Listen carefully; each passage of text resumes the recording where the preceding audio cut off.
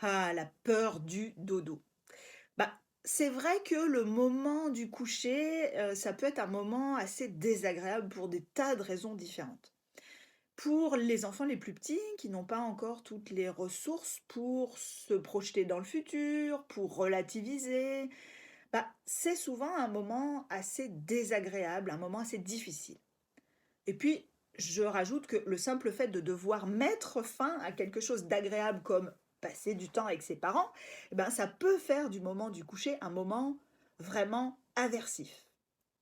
Il peut arriver aussi, attention, qu'un enfant confonde «c'est désagréable pour moi» avec «j'ai peur», parce qu'il n'est pas encore très au clair sur la différence entre les deux. J'irais même aussi jusqu'à dire que probablement qu'il a expérimenté que dire «j'ai peur», c'est plus efficace pour inciter ses parents à rester avec lui plutôt que de dire, «Oh, j'ai vraiment envie que vous restiez avec moi», qui va plutôt avoir tendance à les faire fuir. Bon, mais revenons à «j'ai peur du dodo». Qu'est-ce qui se passe en fait quand quelque chose est désagréable comme peut l'être le moment du coucher? Eh ben nous, les êtres humains, adultes compris, on a tendance à faire 2 choses quand quelque chose est désagréable. La première, c'est qu'on va essayer de l'éviter chaque fois qu'on peut. Bon, ben là, on peut pas éviter d'aller se coucher. Et donc, quand on peut pas éviter, qu'est-ce qu'on fait? On essaye de se faire aider par une autre personne, quand on ne peut vraiment pas éviter. Et les enfants ont assez spontanément recours à l'option «je me fais aider», notamment par leurs parents. Et c'est plutôt chouette, c'est plutôt sain, ça veut dire qu'ils leur font confiance, mais c'est surtout que ça leur envoie un super message. Quand les parents sont là pour aider, accompagner l'enfant, qui prennent le temps, l'enfant, il reçoit un message très positif qui est: «Ben, on t'aime, on est là pour toi». Et pour de très nombreux enfants, cette aide, elle crée de la sécurité, elle crée de la confiance et elle facilite la réassurance. Et ils finissent par, avec le temps, aller se coucher facilement, relativement facilement, sans rappeler leurs parents 2500 fois et sans avoir besoin de passer la moitié de la soirée avec eux. Mais il arrive que les choses ne se passent pas aussi simplement. En effet, quand on dépasse la dose d'aide utile, celle-ci devient empoisonnée. Le message d'amour dont je parlais, «Je t'aime, je suis là pour toi», il est toujours là, mais il est pollué par un message négatif. Bon, bah, si on t'aide, c'est que tu es vraiment pas capable de gérer tout seul.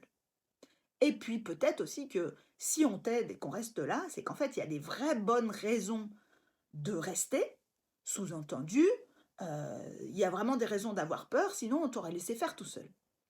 Donc à ce moment-là, quand on dépasse la dose d'aide utile, aider entretient un cercle vicieux. Plus on a peur, plus on se fait aider, plus on se fait aider, plus on a peur.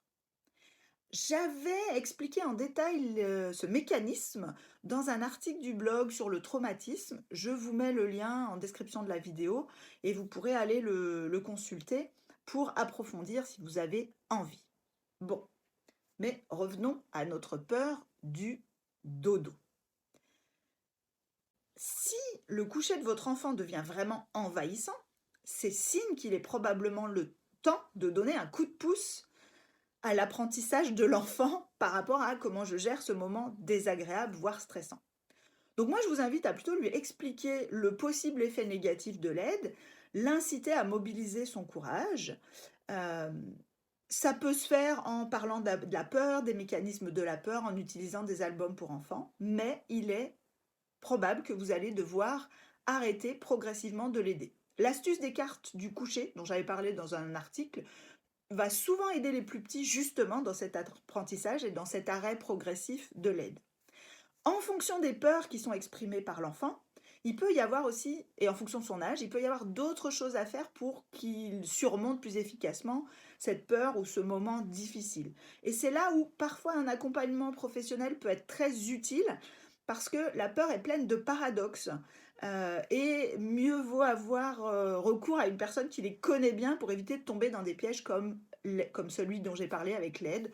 Et je me permets, souvent, 2, 3 séances suffisent largement pour débloquer ce type de difficulté. J'espère que ce contenu vous a plu. Vous pouvez me le faire savoir en likant, commentant, partageant et je vous dis à bientôt pour une prochaine vidéo.